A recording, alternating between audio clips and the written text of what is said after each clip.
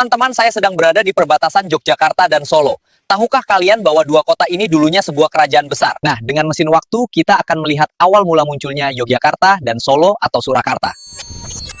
Karena waktunya singkat, kita segera berangkat. Ikuti saya, guys. Pernah berdiri sebuah kerajaan besar bernama Mataram Islam. Dari pedalaman hingga pesisir, kekuasaannya membentang luas. Pada masa ini, Jawa mengenal raja bukan sekadar penguasa politik, tetapi penjaga keseimbangan kosmos. Di bawah Sultan Agung Hanyokrokusumo, Mataram mencapai puncak kejayaannya. Kekuasaan militer, spiritual, dan budaya berpadu dalam satu figur. Sultan Agung menantang VOC di Batavia dan menegaskan bahwa tanah Jawa tidak tunduk pada kekuatan asing. Namun sebuah kerajaan besar seringkali rapuh ketika bergantung pada satu sosok. Tahun 1645, Sultan Agung wafat.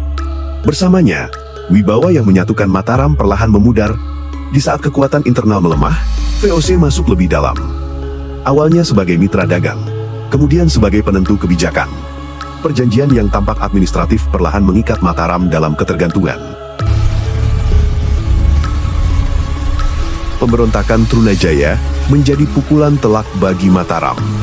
Keraton Pleret, pusat kekuasaan dan simbol dunia Jawa, jatuh dan hancur. Untuk pertama kalinya, Raja Jawa terusir dari istananya sendiri. Amangkurat II terpaksa memulai kembali dari awal. Ia memindahkan pusat kerajaan, berharap Mataram bisa bangkit dari kehancuran. Kartasura dibangun sebagai keraton baru. Namun luka politik dan trauma kekalahan belum sepenuhnya sembuh. Amangkurat III, Pakubuwana I, Amangkurat IV adalah Raja-Raja Mataram, yang melanjutkan kepemimpinan Amangkurat II di Kartasura. Pakubuwana II adalah Raja Mataram terakhir yang memimpin di Kartasura.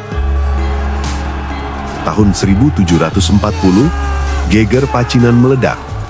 Pemberontakan meluas dan menyerbu Kartasura. Bahkan keraton pun sempat diduduki musuh. Dalam pandangan Jawa, keraton yang dikuasai musuh kehilangan kesuciannya. Wahyu kekuasaan dianggap pergi. Kartasura tak lagi layak menjadi pusat dunia.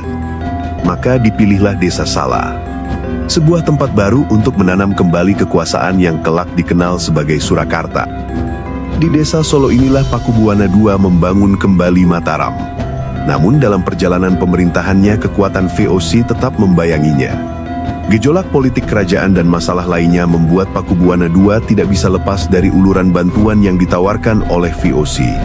Dan inilah yang menjadi cikal bakal pertentangan di tanah Mataram berikutnya. Tanpa bantuan kompeni, istana ini akan runtuh. Aku sebagai Raja Mataram harus menjaga Mataram tetap berdiri.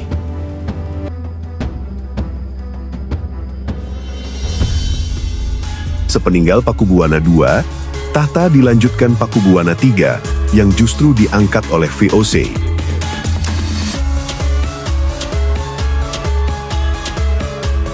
Mataram sudah tidak mandiri lagi.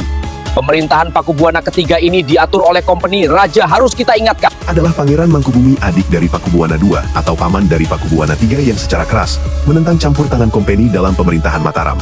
Ia melakukan perlawanan semenjak Pakubuwana II menyusun kekuatan di luar istana dan melakukan penyerangan secara gerilya. Lebih baik kita kehilangan istana daripada kehilangan martabat.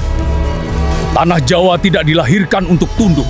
Pangeran Mangkubumi bersama sepupunya Raden Mas Said atau Pangeran Sambernyawa yang juga menyusun kekuatan berjuang di wilayah lain, melakukan perlawanan kepada VOC dan berseberangan dengan raja di istana.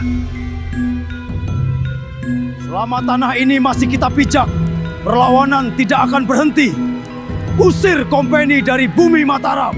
Sambernyawa, kita berdua telah sepakat bahwa Mataram tidak boleh dikuasai oleh kompeni. Sebaiknya kita bersatu melawan. benar Mangkubumi. Kita harus ingatkan Raja Pakubuwana ketiga dan usir kompeni dari tanah Mataram ini. Peperangan di tanah Mataram ini berlangsung belasan tahun dan menguras tenaga serta banyak korban nyawa. Melihat kondisi ini, VOC kembali memainkan strategi lamanya, memecah lawan untuk menguasai Medan. 13 Februari 1755 di Giyanti, masa depan Mataram ditentukan. Perjanjian antara VOC dan Pangeran Mangkubumi dilakukan.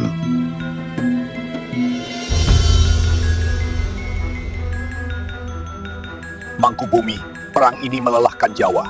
Terimalah pembagian negeri dan darah akan berhenti. Jika Mataram harus terbelah, aku menerimanya. Tapi ketahuilah Tuan, aku memerintah bukan atas izin company. Mataram dibagi dua. Surakarta dipimpin Pakubuwana III. Yogyakarta dipimpin Pangeran Mangkubumi atau Sri Sultan Hamengkubuwana I. Sementara itu Pangeran Sambernyawa tetap dengan prinsipnya mengusir company dari tanah Mataram. Jangan menyerah, meskipun Mangkubumi sudah mendapatkan bagian. Kita akan terus menyerang company sampai pergi dari Mataram. Namun company kembali merangkulnya. Tahun 1757 di Salatiga diadakan pertemuan 4 pihak. Perang ini telah melelahkan semua pihak. VOT menginginkan ketertiban, bukan kehancuran yang berlarut. Surakarta membutuhkan kedamaian. Namun setiap keputusan hari ini akan tercatat dalam sejarah Jawa. Perdamaian hanya berarti jika kehormatan dijaga. Jawa tidak boleh terus dikorbankan demi kepentingan siapapun. Aku telah berperang terlalu lama. Jika keadilan diberikan, aku memilih mengakhiri darah, bukan menyerah. Maka perjanjian Salatiga ini menjadi akhir perang.